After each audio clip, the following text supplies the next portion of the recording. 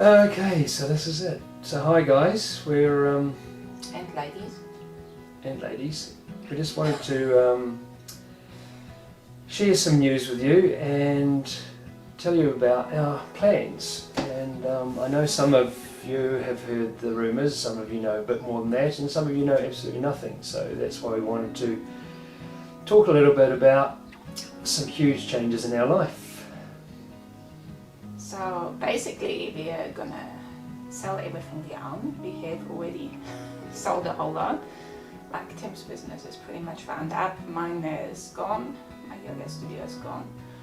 We have, as per yesterday, sold the house and our trailer yacht. So we are officially homeless. I'm unemployed. So in 2 weeks' time I'm going to Greece to find our new house with sales, and all going well, we should be sailing away from Greece, or around Greece, around the Mediterranean in March, we hope. So everything's in place so far. We've, as Silka said, we've managed to sell the house and we've sold the yacht, and we're going through the throes of selling the kids' Lego and absolutely everything. Yeah.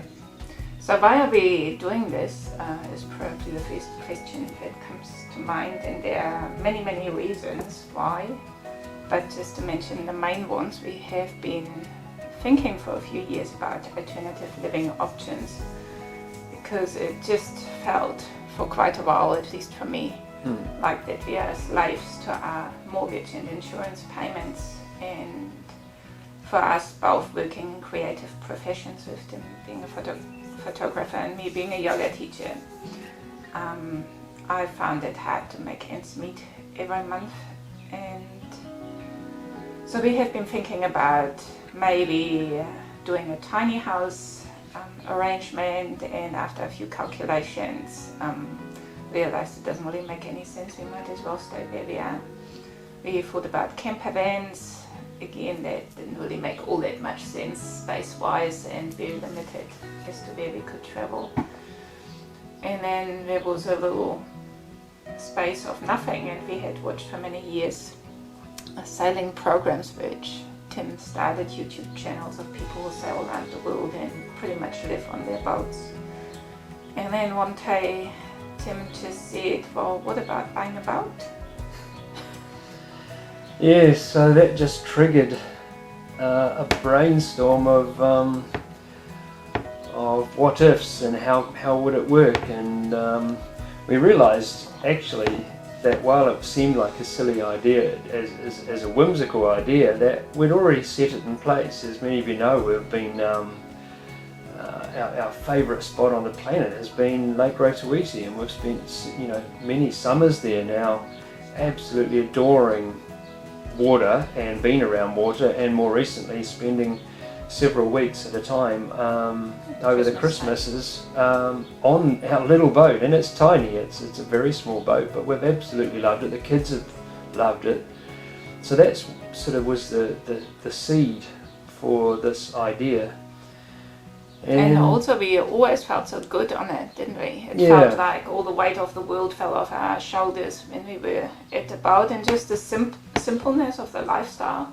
Just having simple food, just a few clothes, and spending time together, actually looking into each other's eyes, and without all the external distractions and being immersed in nature, it just made us always feel so good. We always dreaded coming back, hey? Yeah.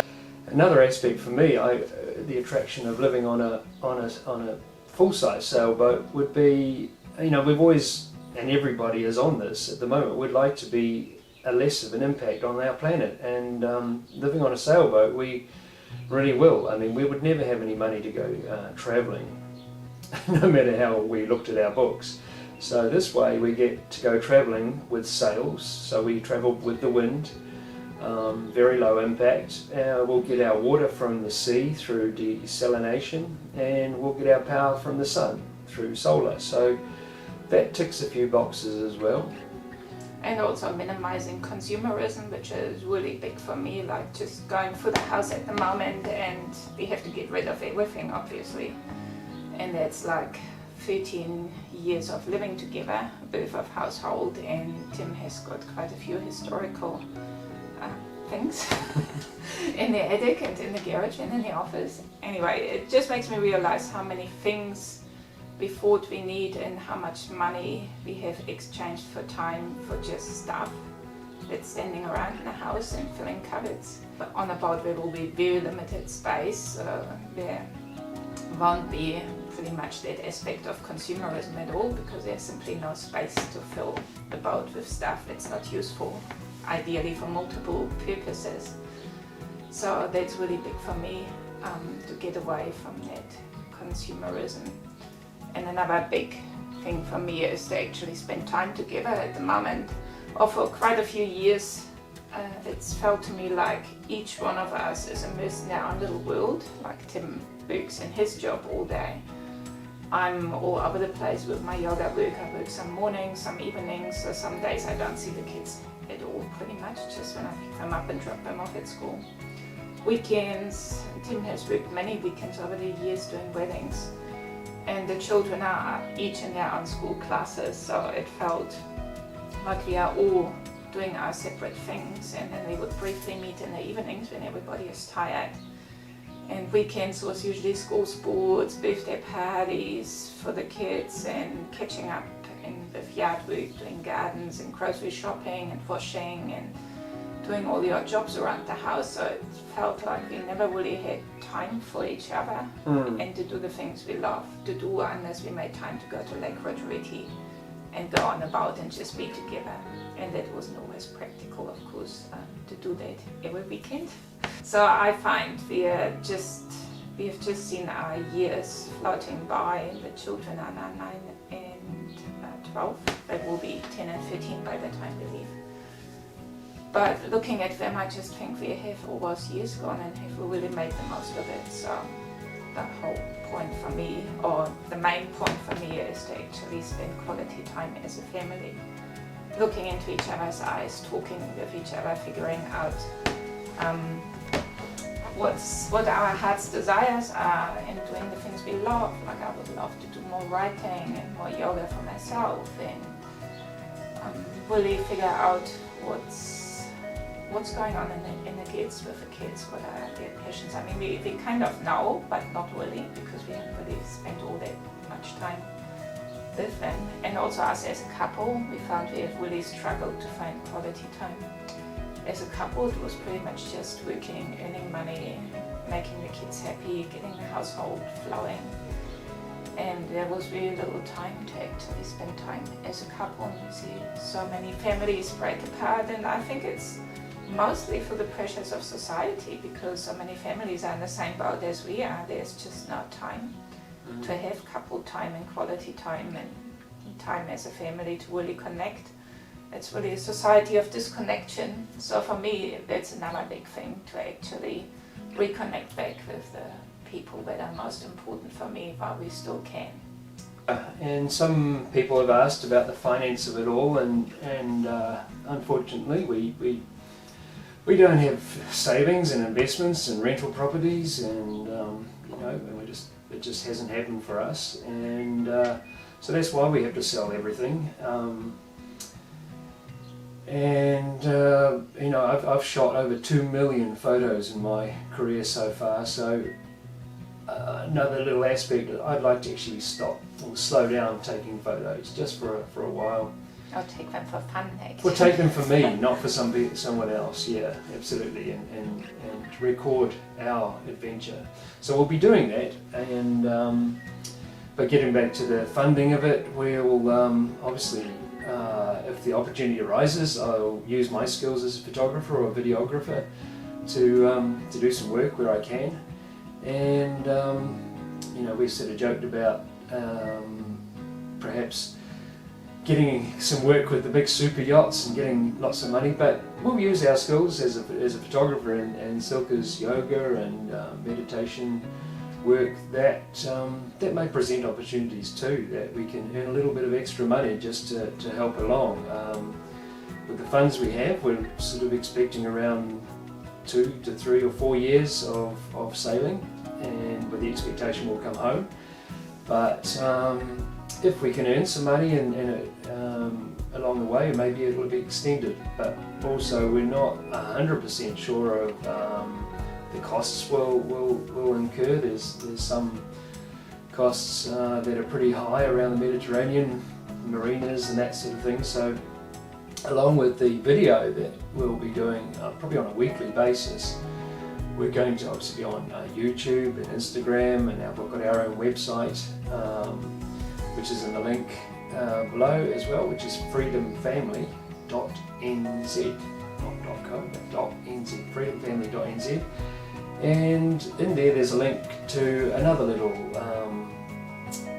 site called patreon.com, and it's not a crowdfunding, and it's not to fund our lavish sailing holiday. Basically, we've set that one up just if anyone's excited with this adventure. I mean, we're scared as well, but some people may feel inclined to pop us a gold coin commitment on Patreon, and that'll go towards paying for new camera gear and maybe some yacht equipment that's really necessary. For instance, our water maker that we're hoping to get is $10,000, so that's got to come from somewhere. So it'd be a really nice consideration if you could take a look at Patreon. But nonetheless, please follow us on YouTube and click the subscribe button, and you'll get an update every time we put a new video up, and you'll see how our kids are doing and how we're doing. And also on our website we've got a tracking page, so you'll know exactly which bay and which part of the world we're in. You'll know exactly where we are. Perhaps you can even come and meet us. Another question that we've been asked and we've obviously had to deal with is the kids' schooling. Initially I didn't want to take the kids out of school at all. I thought it was a crazy idea to interrupt the critical time of their life. But the more we've spoken to the many people already doing this, the more we've realised that there is life schooling. It sounds all very harebrained, but we're doing a correspondence school. It's a New Zealand curriculum, and really good apparently. So we will endeavour to do that. Of course, to start with, and of course broadband or internet connection will be an issue. Again, we're going to have to try and funds for that, because we'll just probably be working through a SIM card, because we'll be moving all the time.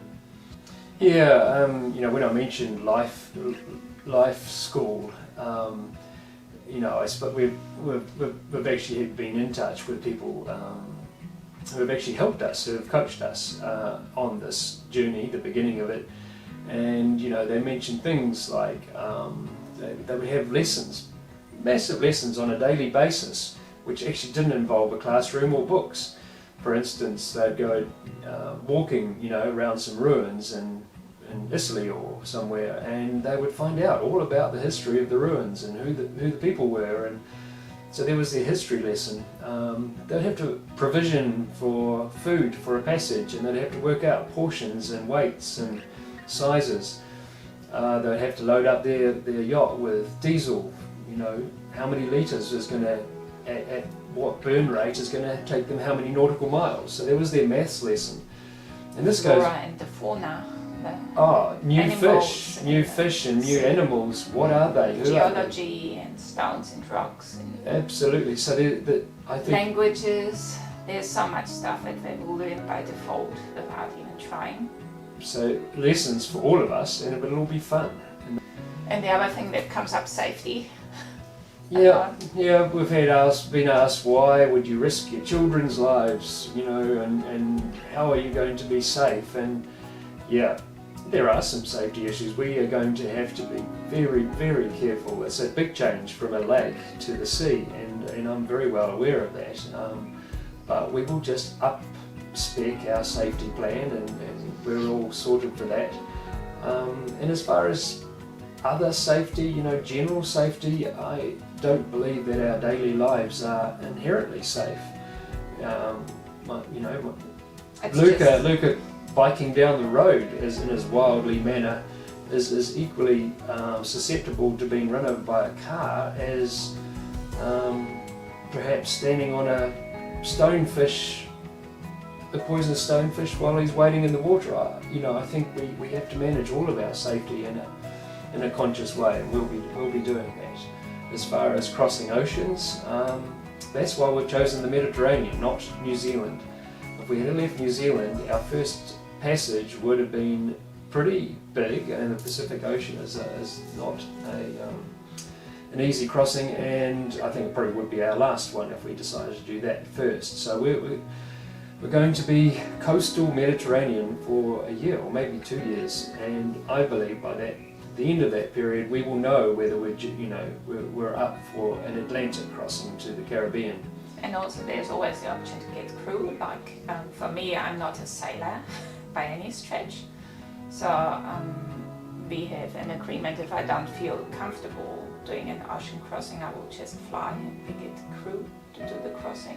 Same for the kids. If they don't feel comfortable, we will just fly. And the other thing I wanted to mention is how risks in our normal lives are often perceived as normal, like car accidents. There's so many people dying from car accidents, but it's just normal. How many people are there dying in ship accidents? It's a very low proportion compared. So of course there's risks no matter what you do. As soon as you take your first breath, you're exposed to risks. So I guess it's just viewing it. We will of course take all the safety measures. We will have plans for what happens if water comes in a boat, what happens if there's a fire, what happens if a man is overboard. So there will be plans for all of those things so that everybody knows what to do. We will have a life raft. I did an offshore medic course. We both did an extended health and safety course. We have medications aboard and all that sort of stuff. So we will never go in areas that are known for piracy. So we are not keen on meeting pirates, obviously.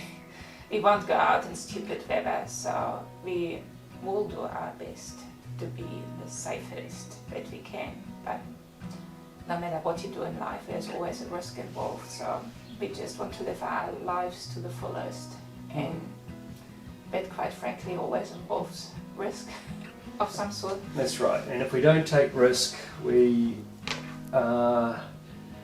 be sitting comfortable in our little house and watching the weeks go by. And my realisation was that 10 years ago I had a 3-year-old. Forward 10 years I've got a 9 and a 12-year-old, and which brings its own challenges, like the online world, pornography, online bullying, peer pressures to fit in, and all that sort of stuff, which is a whole different world to negotiate for us right now. And for me, that is a really good possibility to actually extend their childhood, because they won't be exposed to much of that on the boat. So to give our kids even a deeper grounding in the natural world, some real self-confidence to be steady in their own being and knowing what they want in life, and extending their horizons past Facebook and Instagram and computer games is really important to me, and lowering a certain risk which they would be exposed to being here. Yeah. But we're not going to cut ourselves off. We're going to be pretty easily accessible, so we're in contact via our website, so stay in touch, ask questions, and write us emails, messages, come visiting. We are really keen to have a boat with a bunk guest room. So our boat that we're looking at is a 48 feet approximately. It has 2 decent sized rooms at the end, the aft cabins for the children, and they will have their own space, as they'll probably be. Luca, coming into his teenage years, he'll need, or they both do, they need this space. They have their own shower and toilet and head. The boat has a chart table and a galley, the kitchen area, and a saloon, which is both a dining and lounge area. And up the forward end we have another shower for Mum and Dad, and our V-berth, which is our own space. And opposite that we'll have our guest cabin. Unfortunately it's bunks, but it's still a guest cabin, and you'll have your own space when you come and visit. And there's also sea berth. And in the middle we've got the saloon that'll hopefully turn into a bed as well. And also I wanted to mention that this is not just an illegally decision that we have made, and that for me it's been a long process of working through a lot of fears and questions that arose in my head around this. So it's been a pretty big journey for both of us, but we are both, like I'm 45, Tim is 54. So we really feel we want to do this with the children, not wait until they have left, to really bond with them and connect with them and connect as a family. And also do this while we are still physically capable to do it, and not wait another 10 years and then we might even not be here anymore. Who knows? I mean, nobody knows what's going to happen. So we really want to grab the opportunity by the horns and just go for it and make the most of it. And I mean, we don't know how it turns out. I mean, I might not like it. I might want to be back after 6 months. So in some way it feels quite vulnerable to be so public about it, because there are just so many unknowns. There's very little known in this whole thing. We don't even know which boat we're going to buy yet, because we have to sell the house first. And how the homeschooling is going to go, I mean, God knows. And the cooking on the boat is going to be a very different story. And how we're going to get on as a family in such a small space is a complete unknown factor. How we're going to get on with the video making and all that sort of stuff. Everything is unknown, so it's going to be a huge learning curve, and we might not be successful in it. So if we're back in 6 months, you'll know why. But either way, for us the journey started quite a long time ago, and relieving ourselves of all our possessions and things that we thought were important, which turned out not to be important, and even teaching the children. You know, they were generously given Lego and toys and gifts from friends and family, and rather than just see them sort of offload them in a haphazard way, we've made them actually rebuild those Lego kits and sell them with the understanding that they will be exchanging the money for things that they would really want on the new journey. So like Lucas sold some Lego and he's probably buying some nice fins and underwater snorkel, you know, so it's relatively, we just haven't been offloading our stuff. We got it, we need to make sure it goes in a good way. So, and also in a conscious way, like I didn't just want to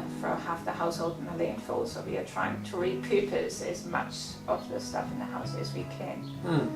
Anyway, we'll wrap this up, and I'm sure if you watched for the last 20 minutes, you'll understand our reason for this, and hopefully you'll be supportive.